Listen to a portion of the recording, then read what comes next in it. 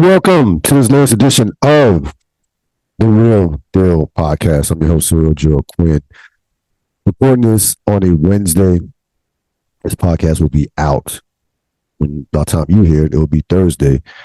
Episode 944, NFL Week 20 of the Real Deal Podcast. So we have a busy podcast, a lot going on, even beyond the football with the conference championships approaching. And we're going to begin, of course, looking back at the divisional playoff round with all the thoughts. A phrase that Buffalo fans probably have dreaded going back to 1991 with Scott Norwood, and that is wide right. The Buffalo Bills go down again to the Kansas City Chiefs, 27-24. A classic game, even though the fourth quarter was kind of sloppy. There was a point in that game between the middle of the second and throughout the third where you can't play better football as far as the level of play, how much each offensive possession meant, as you had 5 lead changes in one game, which is just ridiculous, in a playoff game at that. And that, again, fourth quarter was kind of messy with some of the play by both teams, but for the most part, we got ourselves another classic battle between these two teams, and which by far, again, this is easily the best rivalry in the NFL, and I frankly don't even think it's close, to be perfectly honest with you, because they keep meeting in the postseason. But just like the previous 2 meetings, it is the Kansas City Chiefs that come out on top. This has to be, for the Chiefs, the sweetest out of the 3 victories, even more so than back in 2022 with that wild 42-36 game in overtime, because they were expected to win that game, even though Buffalo was right there that year and Buffalo had a championship caliber team that year. They still were expected to win that game at home. This game, it basically was a toss-up, but Buffalo for the first time had home field advantage over Kansas City. There was some, not doubts, but there were some questions whether or not Mahomes in a playoff game on the road, what would that look like? And he, did what Patrick Mahomes does. I'll get to the Kansas City stuff later on. We have plenty on them as they advance to their 6th straight AFC championship. This is about Buffalo. Listen, if you're Buffalo, I guess, bitterness, disappointment, despondence. I guess all those things would apply to this game and to how you must be feeling right now. I'm not going to say the Bills should have won this game. I think this game basically was evenly matched, evenly played. The 2 teams basically had the same amount of yards. But I'll say this: Buffalo. If you look at Buffalo's game plan, it was like their game plan was ideal. They run the ball for 182 yards, 39 carries. They controlled the clock 30 in terms of time possession, 37 minutes to 22. They had 78 plays to Kansas City's 47, right? And Josh Allen, he had the fumble, but they recovered that. Outside of that, he played basically, I would say, an A to A- game, an A- to A game.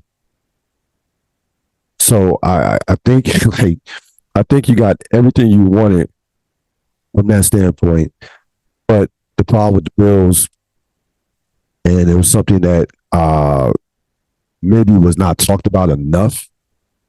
Maybe not so much by fans in Buffalo, because you know your team inside out, or the people who cover the team, but by myself, they had no pass rush, and that defense could not hold up against Kansas City, a Kansas City team that offensively, when we spoke on this numerous occasions over the course of the season that this was the worst looking Kansas City offense in the Mahomes, Andy Reid era, period. But they were clicking.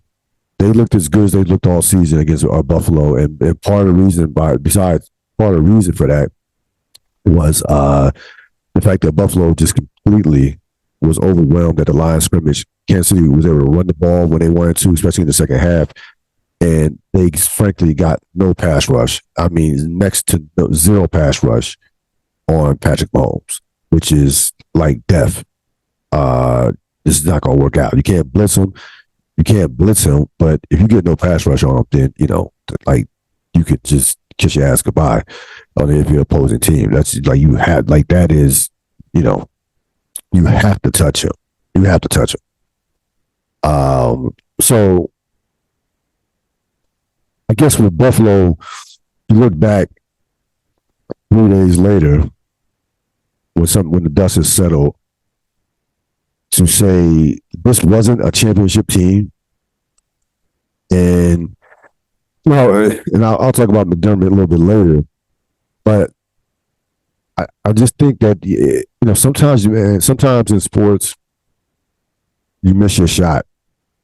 Sometimes so Buffalo right now will be in a position where it's not rebuilding. You have Josh Allen; he's a legit top 5 quarterback. He, a lot of people, he just can't beat Patrick Mahomes. I mean, that's and Allen, in the games that Allen has played against Mahomes, it's not so much he's been bad. Mahomes has just been a little better. Like if Allen was an A in this particular game, Mahomes was an A+. Period, point blank. And over the course of their careers in the playoffs, Allen has played at an extremely, with the exception of the first game, which he didn't play well, the first playoff game back in the 2020 season, he didn't play well in that AFC Championship game. The following 2 games, he's been spectacular. I mean, he's absolutely. I mean, you almost can't play any better against the Mahomes, but that's what Kansas City does to you. They put pressure on you that forces you to be perfect, and it becomes not so much about talent. It becomes about, can you be perfect for almost 60 minutes? Can you make play after play after play? We saw this when New England was winning championships. Like, it wasn't so much that they would overwhelm you. It was just so much, they were just so consistent and did not, for the most part, beat themselves. At a certain point, you broke. Like, you blinked. And you would do something, that would cost your team the game. You have a key turnover or stupid penalty. And that's what Kansas City does to you. That's what Mahomes does to you.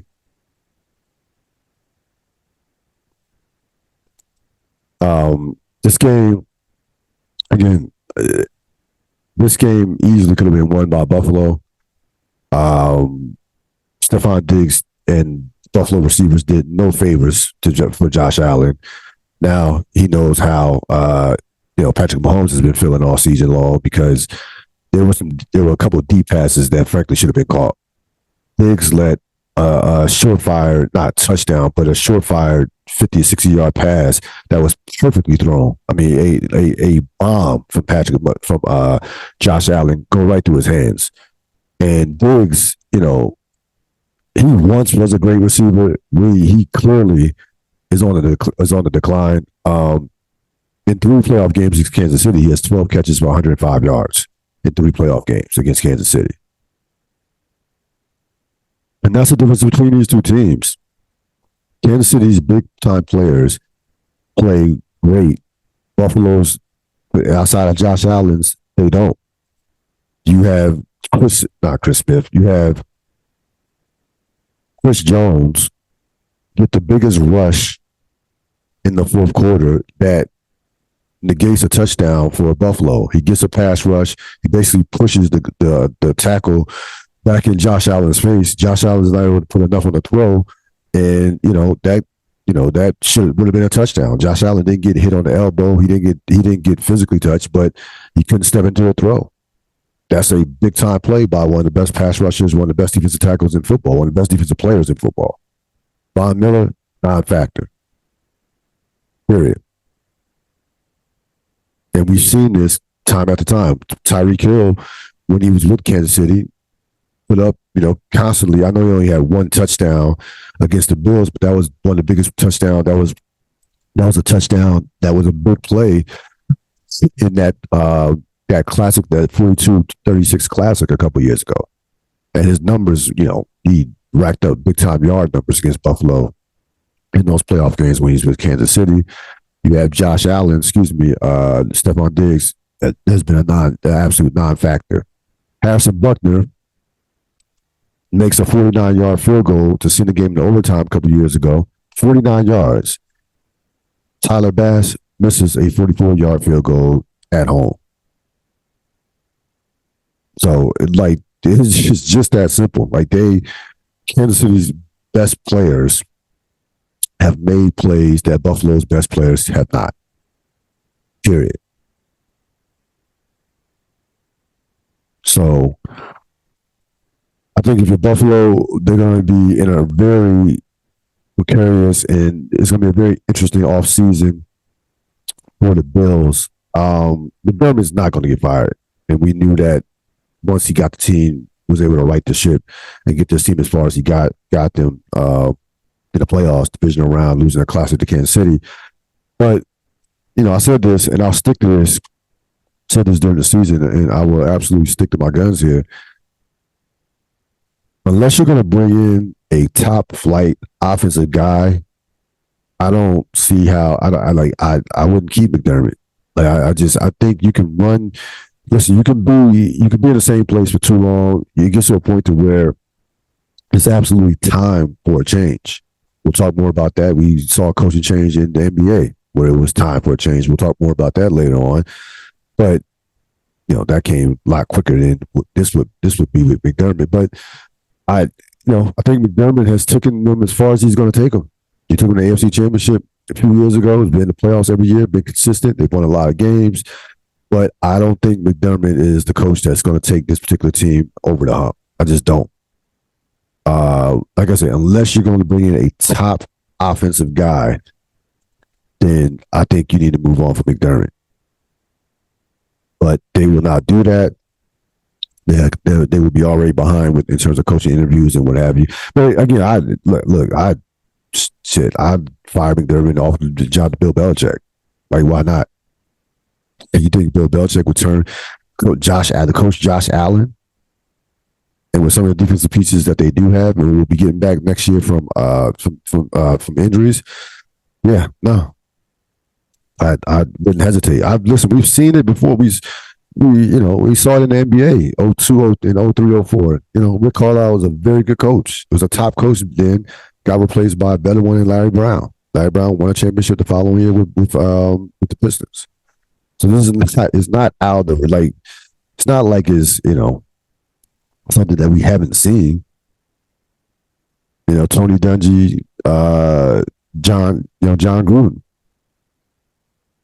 I think Tony Dungy is a better coach than John Gruden, but at that time, I understood why they made that move, considering that Tony Dungy, some of the playoff failures that Dungy had with Tampa in the late 90s, early 2000s, and they made the right move and got them Super Bowl.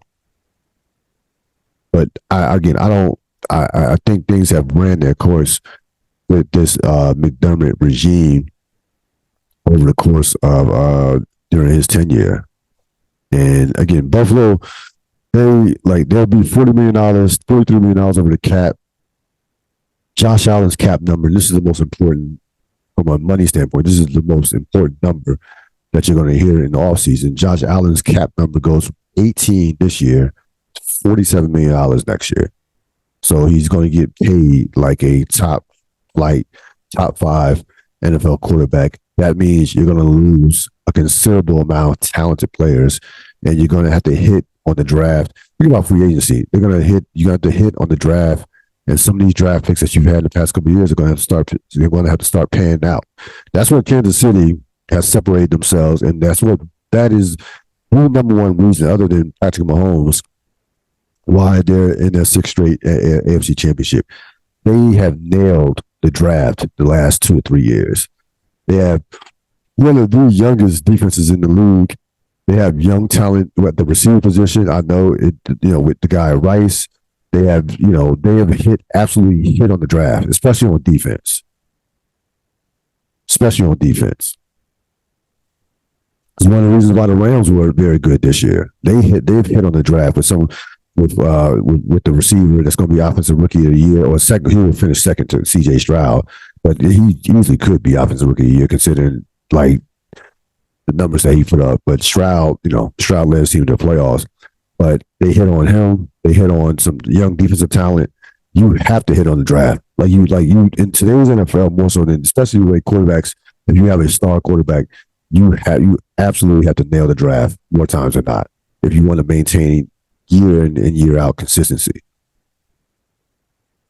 And Kansas City has been ahead of the curve from that standpoint. They have absolutely nailed the draft. You go look them up the last 2 to 3 years. They have a bunch of young talent on that team. So Buffalo's going to have to nail the draft.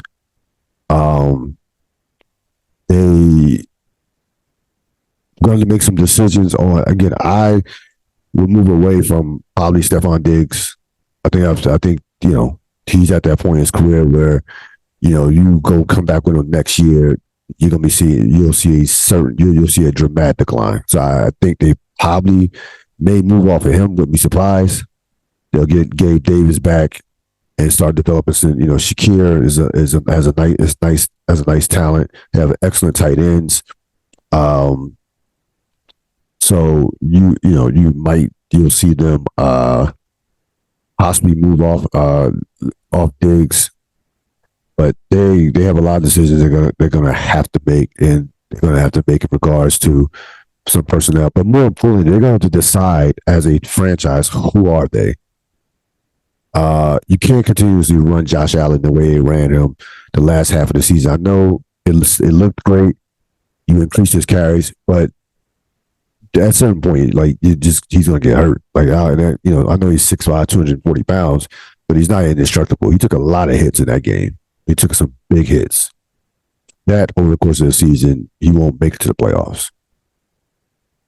So you can build a team that could be a running football team, play action pass, situational running from Josh in terms of Josh Allen. Like there's a way to carve out their identity offensively when you have a Josh Allen.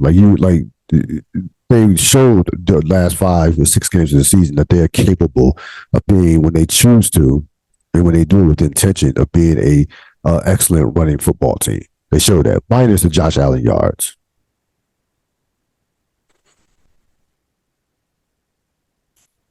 Keep this in mind about Josh Allen.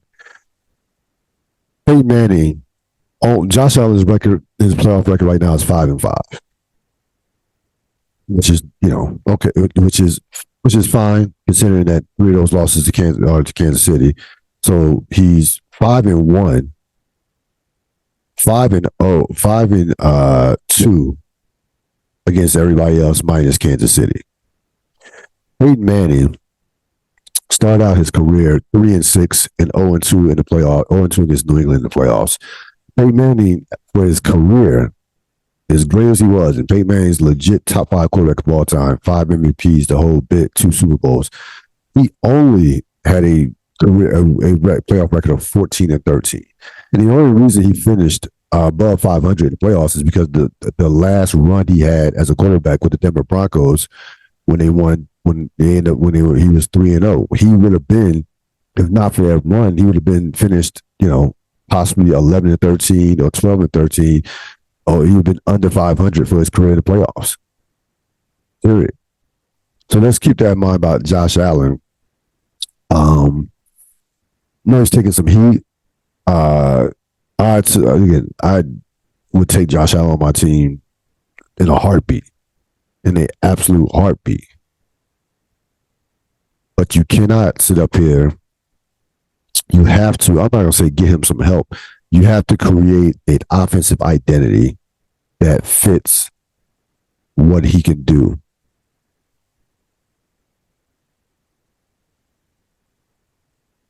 Or that fits. You have to create, they're going to create an offensive identity that is built for January. It's not even about what he can do, depending what he can do. It's about creating an offensive identity that is built for January. Running him like you run him, that's not going to work out. But like I said, they can run the football and they can do play action and they can do some things with the tight ends. Like they have weapons there, and it shouldn't be that hard to figure out who you are as an offense. It really shouldn't be as hard as they've made it in the past couple of years.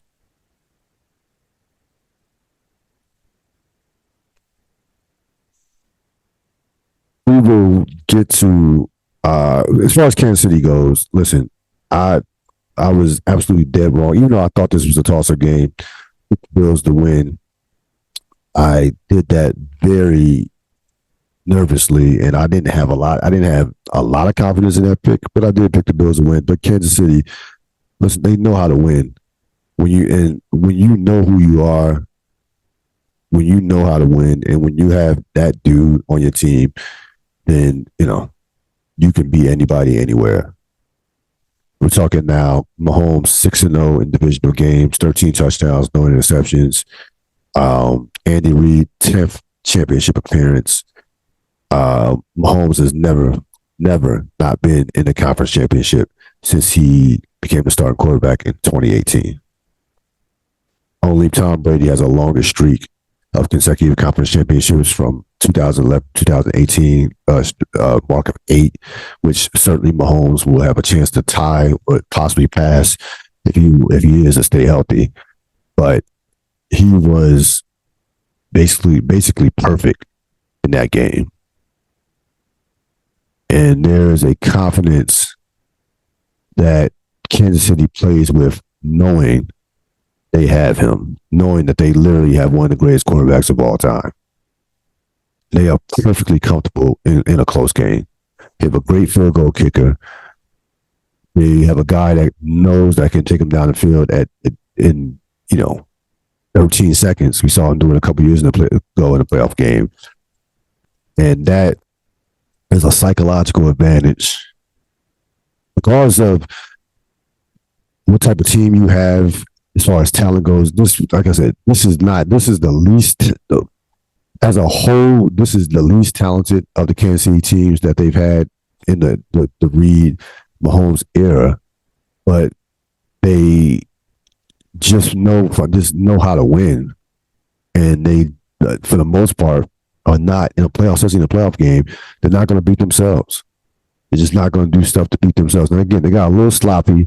The Hartman turnover, trying to and I don't know why guys, like, I know Belichick used to coach his players not to try to reach for a touchdown at the goal line. Like that, the coaches were specifically coached not to do that.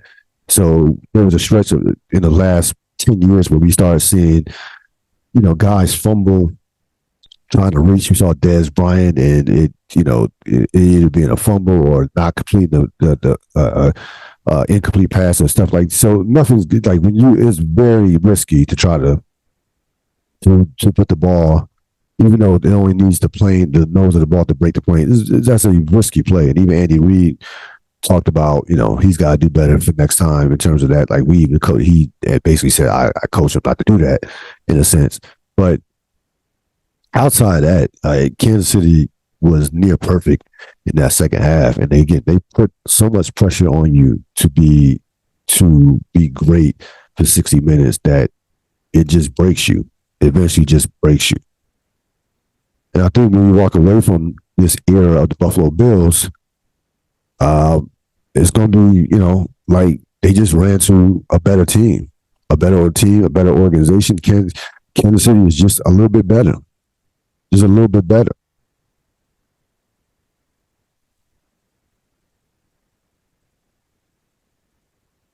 Again, I will never pick against that dude between Andy Reid and Patrick Mahomes, you have just this perfect combination and marriage of quarterback coach who just owned that, continue to own the AFC and the AFC until the AFC goes through them. It's just that simple. It absolutely goes through them.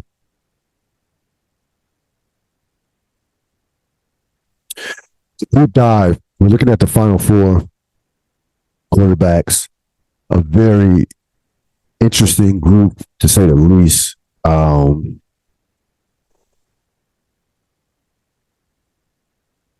the way, I believe Lamar Jackson was named. Saw someone on Instagram that had Lamar Jackson was named MVP. It's not, I think, Sporting News MVP, so it's not the official MVP. But he's going to be MVP of. He's going to be the MVP. So, you know that's basically set in stone. Very interesting. This foursome of quarterbacks for these two championship games. You look at the top. Mahomes is just playing for legacy at this point. Like he's playing for legacy. It's about, he's already a living legend. He's playing for iconic status. He's chasing Brady. I mean, that's all it's doing. He's chasing Brady. He has 2 Super Bowls, but he has 7. He's only 28 years old. It would go a long way if they were to go back to back. It would go an absolute long way. And so possibly it would give him a puncher's chance to approach that number if he were to win back to back and have 3 before the age of 30.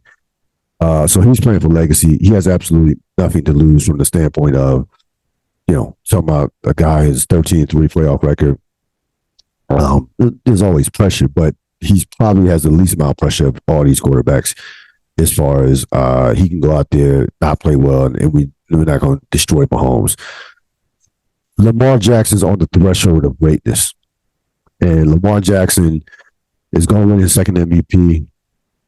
He had a big performance last week against Houston, overmatched Houston team. Lamar Jackson needs to win this game. Like, he needs to this is a referendum game. This is a legacy game for Lamar Jackson. Again, he's still very young. I get it. But, this will be the first time Baltimore has ever hosted a playoff game. Excuse me, not a playoff game, a conference championship game. You have top to bottom the better team. You got to go, a win in this game, will go to, now we're talking about the Lamar Jackson, Patrick Mahomes' number one rival moving forward. We're not talking about Burrow. We're not talking about Josh Allen. Lamar immediately moves into that second spot. Jared Goff is kind of like the Rodney Dangerfield of this crew. Like, give me my respect. The, bounce back guy who we left for dead.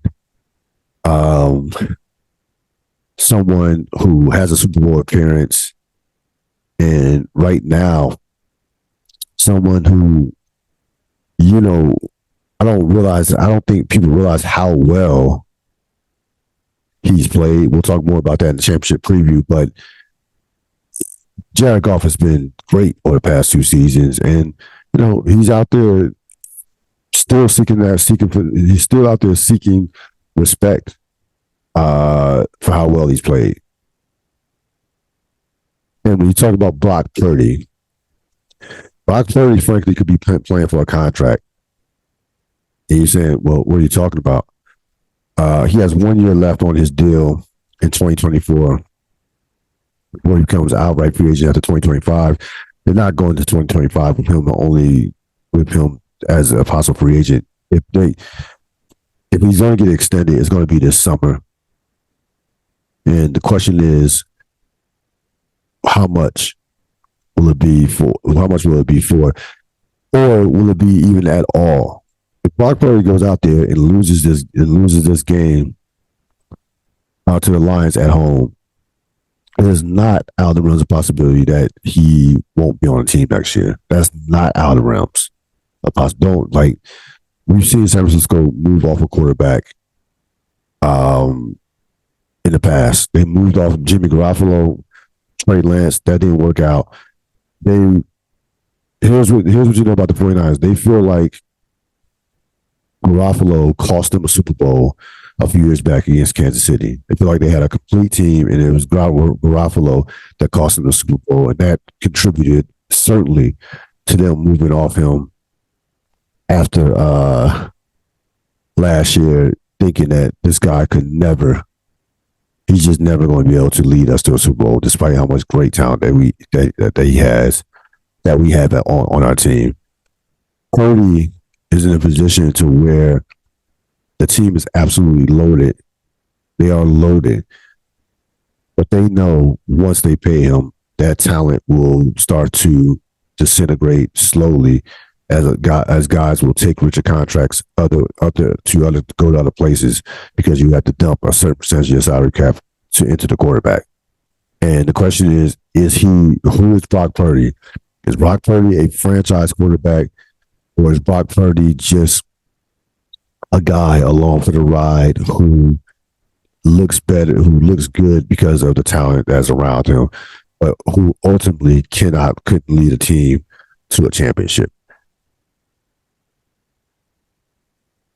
And again, he goes out there and wins a Super Bowl. You have to pay him like a franchise, like a Super Bowl quarterback. Excuse me, like a top flight quarterback. This is all there is to it. There's no ifs, ands, or buts about it. He goes out there and wins a Super Bowl. You gotta give him his money, and he will get his money.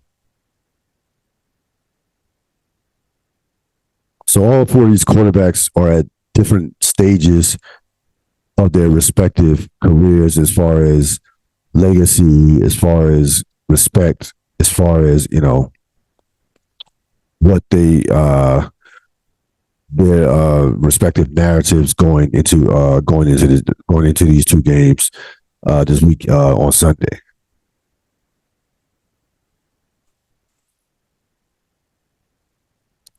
Speaking of Brock Purdy, they survived a major scare with Green Bay Saturday. That was a game that, frankly, Green Bay should have won. If you're a Green Bay fan, you absolutely should be kicking yourself that you did not win that game. Now, I understand this is not, I'm going to call it a devastating loss, because Green Bay has a ton of young talent. They have a quarterback who is going to be a Pro Bowl quarterback, who we know has a chance to be a franchise quarterback.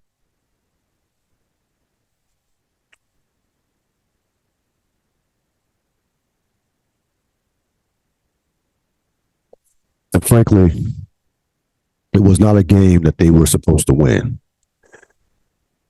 But if you're Green Bay, again, you will be kicking yourself at what happened with just so many mistakes. The dropped interceptions, the last pass play from Jordan Love, the missed field goal. There was so many plays, so many mess ups, and just shooting themselves in the foot and they still only lost the game by 3 points. You lose a 2 turnover battle on the road, you normally get your ass kicked.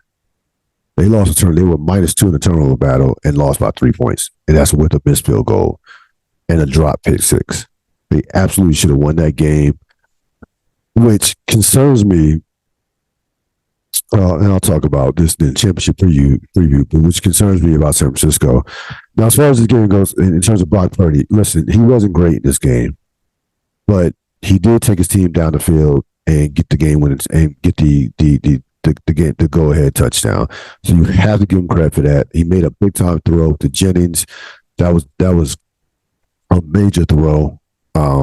That's not a game manager throw. That was a throw of a big time quarterback. And I'm not saying he is, but that was a big time throw. But he was not good in this game. Like, he was aiming the ball. He's missing receivers left and right. Green Bay's pass rush was getting to him. He looked nervous at times, looked overwhelmed at times. But again, I give him credit for doing what a quarterback does. Win the game, lead your team to the end zone and win the game. That's good. The quarterback has two jobs: to win the game and lead your team into the end zone. That's the two jobs a quarterback has, and he did that well enough to get San Francisco to the conference championship for the fourth time in 5 years. Again, Green Bay will be fine. They, tweak that defense a little bit, let the offensive talent develop, and they could be right back in these AMC. They could be right back in this position and possibly even further along come next season. I think they will go in, even despite how well Detroit has played. I probably go in. Green Bay probably goes in as at worst co-favorites in that division and amongst the top four teams, or maybe in top three teams in the entire NFC, in the entire conference. Who won the week? Patrick Mahomes. Again, 13-3 playoff record for his career, 38 touchdowns, 7 interceptions, 6-0 in the divisional games, and he never flinches. He never flinched during that whole time. When Buffalo started getting hot offensively, they matched him score for score, and really should have had more points if Hartman wouldn't have fumbled. But the crowd was completely unfazed by the Buffalo crowd. And again, this guy, it goes without saying, is just he's an all-time great player. He's an all-time great at the age of 28. That's very scary. And again, it is absolutely on the table for him possibly to reach Brady's 7 Super Bowls if they win this year. That's 100% on the tape. 100%. Again, you're talking about a guy who just knows, again, big games, you want the ball in his hands.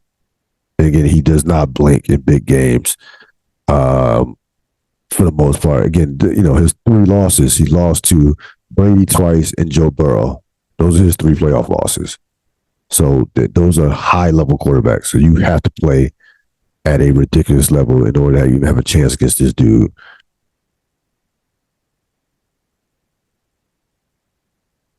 Championship game previews. As far as Detroit, San Francisco, I really like Detroit in this game.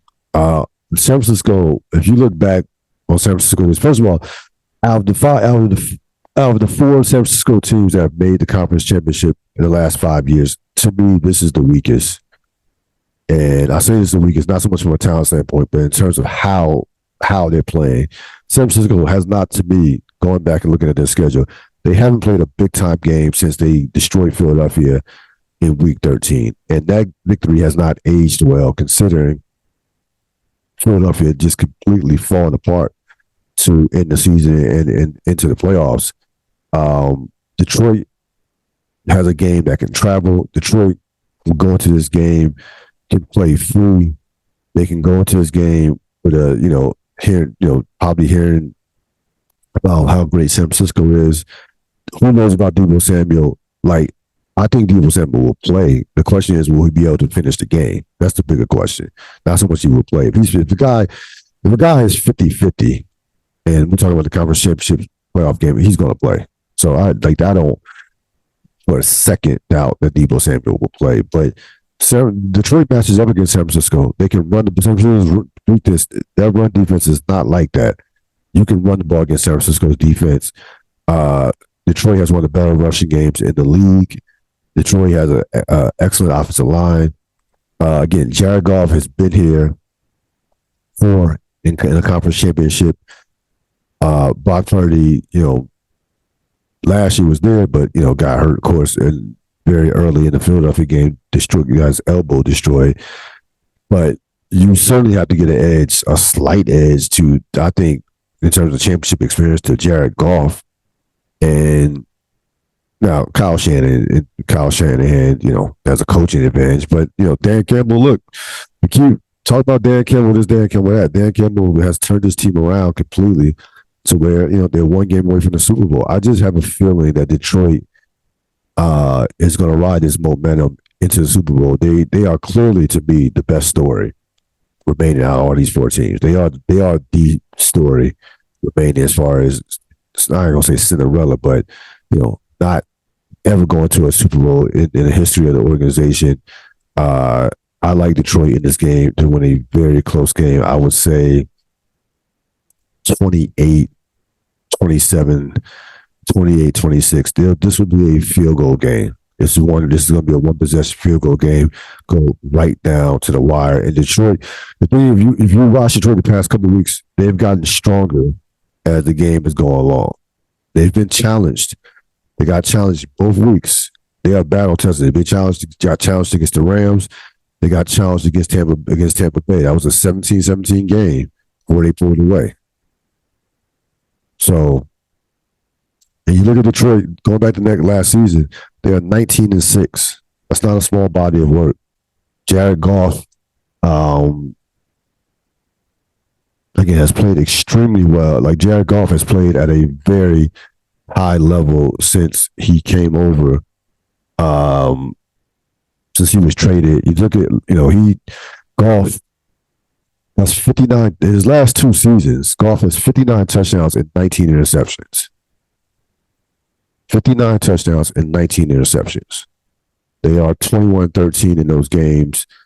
I think Goff will play well in this game, and I think the difference in this game will be Detroit's running game. And the defense, and frankly, listen, statistically, their defense is not spectacular, but their defense, they have a guy that can rush the passer in Aiden Hutchinson. He's been as good as there is as far as rushing the passer over the last month or so.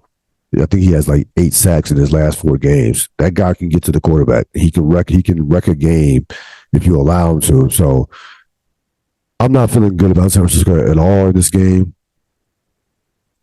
Of course, they have home field advantage. I think Detroit can play anywhere. I think they're not. This is not the old Detroit Lions teams with the playoff, even when they were playoff teams that were just built for the dome and could not play outside. Even and you go back to Wayne Fontes. Wayne Fontes had Barry Sanders, Eric Kramer, some of those guys. Those guys, they could not play outdoors. Even Matthew Stafford, some of those teams, and Calvin Johnson, they were not good outdoors. So they were clearly the epitome of a dome team. That's not the case with this team. This team could play anywhere with their particular style. As far as the AFC, this is why you watch football. You have two of the most electrifying quarterbacks in the sport. You have a guy that wants what the other guy has. And, if Lamar Jackson, you want to be one day known as the best quarterback in the league, if you want a championship, this is who you have to go through. The AFC, the NFL, in a sense, goes through Patrick Mahomes and the Kansas City Chiefs, the AFC in particular. And, listen, they've had, over the past, Kansas City has had Baltimore's number in recent years, but they haven't met haven't met in a couple years now. I think it's either the 22 season or 21 season, the last time they've met. So Lamar Jackson isn't remotely the same player he is right now. This is the best version we've ever seen of Lamar Jackson, especially from the pocket. But everything that Kansas City and Spagnuolo will test him in ways that he's never been tested before. Like they're going to Spagnuolo, it's going to throw some stuff at him that he's never seen. Like Spagnuolo, we're talking about being one of the better defensive coordinators, big game defensive coordinators in the last decade, in the last 20 years. That defense has been, Kansas City's defense has been spectacular this year. They will throw some stuff. They will absolutely. Kansas City give a ton of running yards to Buffalo. We know this. We know that Baltimore is a superior running team to Buffalo. It's not even close from that standpoint. But I have a feeling what they will do is they will cut down on Lamar's runs and be like, okay, how much have you really improved on the pocket? We're going to force you to beat us from the pocket because Kansas City, Baltimore has the advantage at the point of attack with their offensive line in terms of running the ball, but Kansas City has the advantage as far as their secondary versus Baltimore's receivers. Kansas City has 2 all-pro caliber defensive backs versus Kansas City receivers. So Kansas City wants Baltimore to throw the ball. Like they really, in a real way, they want Baltimore to absolutely throw the ball. So they're gonna really test Lamar Jackson's patience in this game. He's gonna have to be patient with his reads. He's going to be because they're going to limit his runs. I would say Lamar Jackson will not exceed 50 yards in this game. I believe that. I think they're going to hold him to 50 and under. I really believe that. So he's going to have to make plays from the pocket. I think ultimately,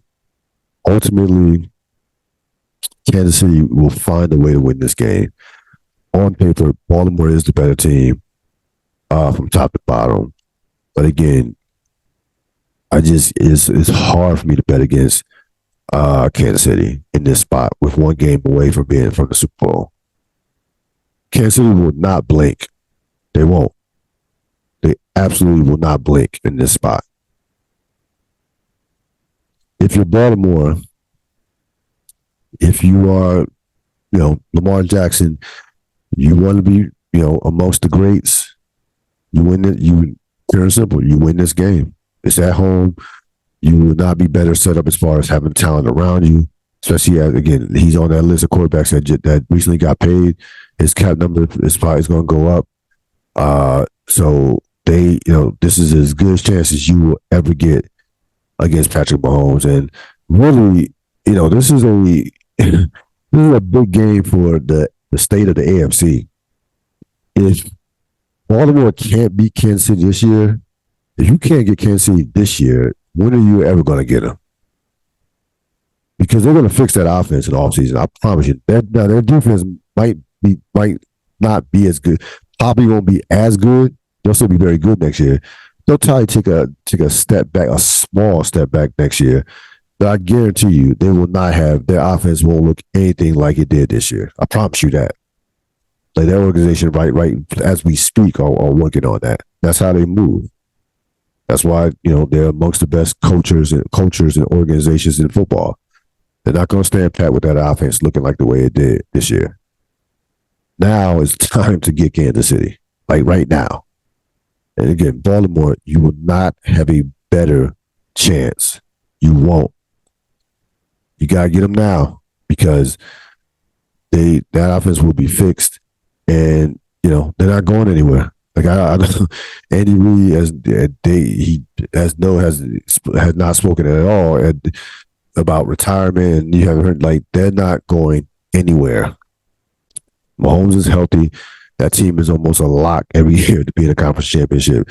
Again, if you're the AFC, if you're Lamar Jackson, if you really want to see Kansas City for the future, you got to beat them now. See, Buffalo had their chance in 2022. That was their chance. That was really their chance. They couldn't do it. This year they come in home field, but not really as confident as they should. That not probably really as confident because they had never done it before in the postseason. Baltimore, you got to pick you have to pick them off when you have to strike while the iron's hot. You may never get a better chance. But ultimately, I like the season to end the way it started, and that's with Kansas City and Detroit playing in the Super Bowl. For the Baltimore game, I would take Kansas City 24-21. I'll let you go. A couple of real thoughts. Embiid earlier this week went for 70 points. Just like a video game line. 70 points, 18 rebounds, 5 assists. Only Michael Jordan has put up even a similar line in the history of the NBA. He breaks the Philadelphia 76ers scoring record as far as for a single game. Think about some of the Sixers that have played over that's Barkley and Julius Erving, some of the just all-time greats that franchise has had over the course of their respective over the course of its existence. Listen, I can easily go into this means next to nothing until he does it in the playoffs. I could go there. I'm not going to go there what I'm going to go first, this is an all-time great regular season performance on just tremendous shooting. He is playing the best basketball of anybody in the league right now. If the MVP were taken today, he would win MVP, his second straight MVP. And frankly, he's gotten to a point to where he's too good to fail in the postseason. And what I mean by that, Alex Rodriguez, all-time great baseball player, at one point was winning MVPs left and right. He was the best player in the sport for about a 3 to 4 year period in the early 2000s to mid 2000s before Bonds had his second explosion where he won like 4 straight MVPs. But A-Rod was that dude. But when he got to the Yankees,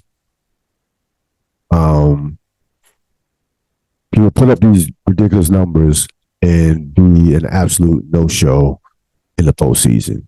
And it made zero sense. He had one great postseason with the Yankees, and it's not a coincidence that during that particular postseason, they won a championship. And the knock on A-Rod would be like, yo, you are too great to come up small in the postseason. Like, you're too great. Like, you can't be this dominant and come up small in the postseason. That's where Embiid is at now. Like, you cannot dominate the game like he's dominating in the regular season and not produce in the postseason. He has to. If you're the Sixers, not only does he have to produce at a high level in the postseason, the Sixers have to go for it, and they have to go for it now. You don't listen. Embiid has been relatively healthy this season, but relatively healthy. He missed a game here and there, but he hasn't. They're not doing the load management like that with him, and he's been durable for him. Not playing every game, but for him, he's been durable. You just don't know when his health can go. Like, you just don't know. And he's having like 3 straight seasons of well over 30 points a game. He's going to probably have a chance at back-to-back MVPs. The Sixers have to absolutely go for it this year. You can't sit up here and say, all right, we're going to keep all our caps, save our cap, and go out there free agents in the summer. No, you have to try to win a title this year. Whether it's DeJuan J. Murray or somebody else, they have to go for it this year because right now that dude is unstoppable. Like, you can't. He's unguardable right now. Like, he's shooting. He plays like he plays like a 7-foot guard. I saw people basically saying he's Kevin Durant, but like 80 pounds heavier. That's not far off because he hits every jump shot off the dribble. Pull up off the dribble. He's hitting every single jump shot and jab step, face up. And he still does damage inside where he will play the power game and you have no answer for him inside for the most part. You have no answer for him with that when he decides to get physical and go inside. So he's unguardable right now. And again, you have a player, that's what got Adrian Griffin fired. When you have a player at this level, at an MVP level, you can't waste those years. You can't. So we'll see what the Sixers do. Speaking of Milwaukee, they have a new head coach. One Glenn Doc Rivers is going to be a head coach. You probably get the Doc Rivers.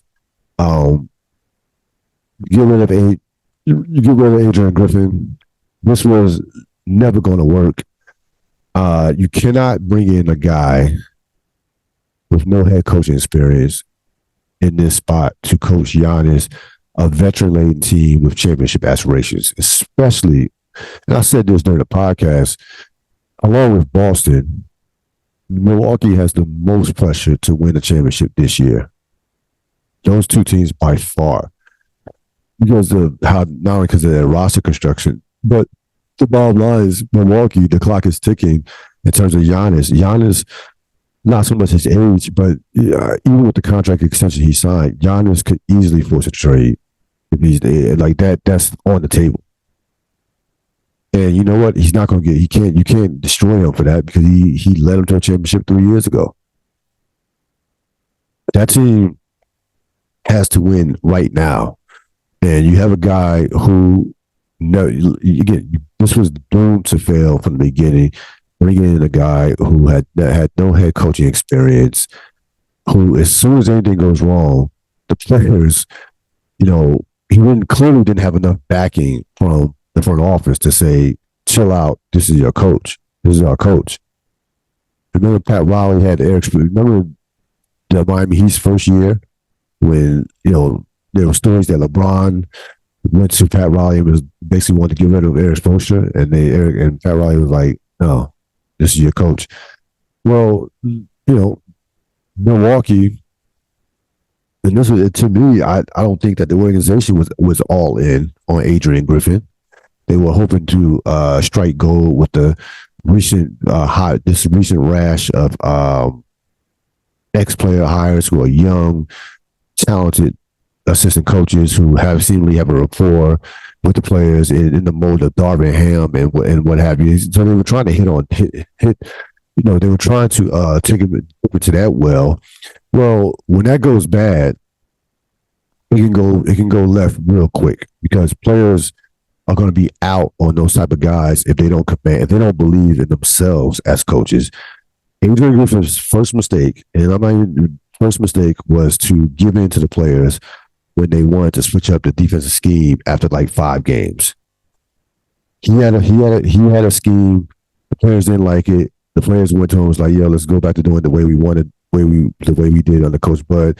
He gave in. At that point, the players have no respect for you because now they feel like they can just push you around. Like they look at you like a substitute teacher. You should have studied. If I'm going to go down, I'm going down with my system.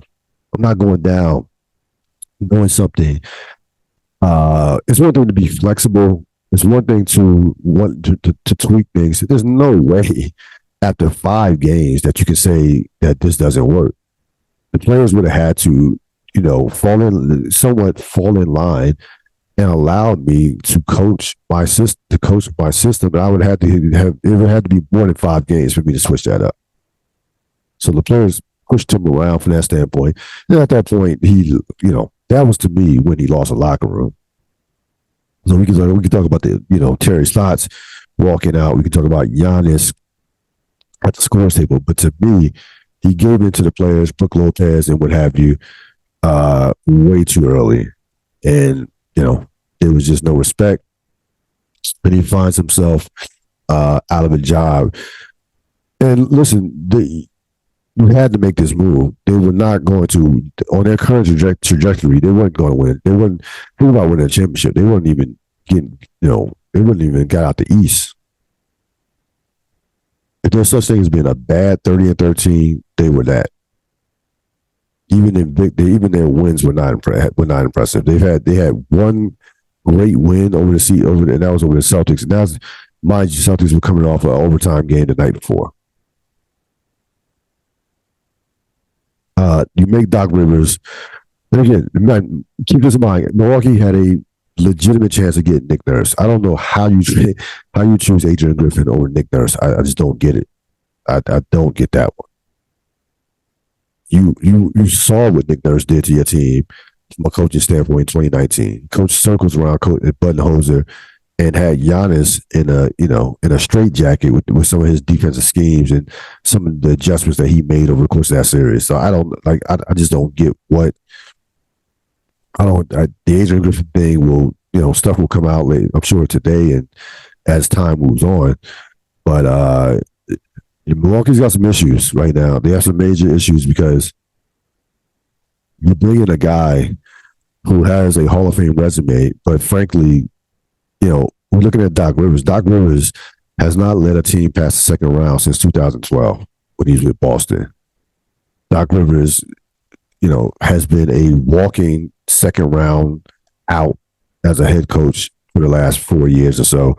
He has one championship and he's coached some of this generation's best players. And he's, all-star Doc Rivers has coached. But forget about the Celtics. I'm just talking about between the Clippers and the Sixers. Between the Clippers and the Sixers, and he could not get to the conference finals with any of those teams, despite having all that talent. Not even one conference final. Not one. Clippers didn't get to the conference final until Ty Lue became the coach. So I don't try. I just if Milwaukee chooses the safe choice, I guess it was the safe choice. If you want to call it a safe choice, boy, I don't get Kenny Atkinson. I don't know. I mean, you couldn't you after getting rid of Adrian Griffin, you could not go with another head coach, another coach without head coaching experience. You couldn't do that. So Doc, happened to be in the right place at the right time. Doc Rivers must be living right. He has to be living right because he keeps getting these jobs with these teams that are absolutely loaded. I mean, loaded basketball teams. So I think Milwaukee, they're going to try to make a trade. They don't have a lot of assets and capital to make a trade. They just their draft capital basically is gone. Maybe they can move a Connaughton, or if they want to move, Cam Payne. I mean, how much value those guys have? Connaughton's been terrible this season. Cam Payne is Cam Payne. Like, I don't know what the move is for Milwaukee. There have been some rumors that they could be in line in talks to probably to try to go after Caruso, but they had teams would be able to put up better offers than what they could put up to get Caruso. Alex Caruso could be a very valuable player for a contender with what he can do defensively, and he's not a bad 3-point shooter. And he's a champion. He won the championship with the Lakers in 2020. It was a big part of that, to be honest with you, as a role player. So excellent. He'd be a perfect guy for Milwaukee. I don't know they have the assets to make that, to acquire a player of that magnitude. So we'll see what happens with Milwaukee. That's going to wrap it up for this latest edition of the Real Deal Podcast. Thanks for joining me. This podcast, again, will be up by Thursday morning. Have a great rest of your week. So long.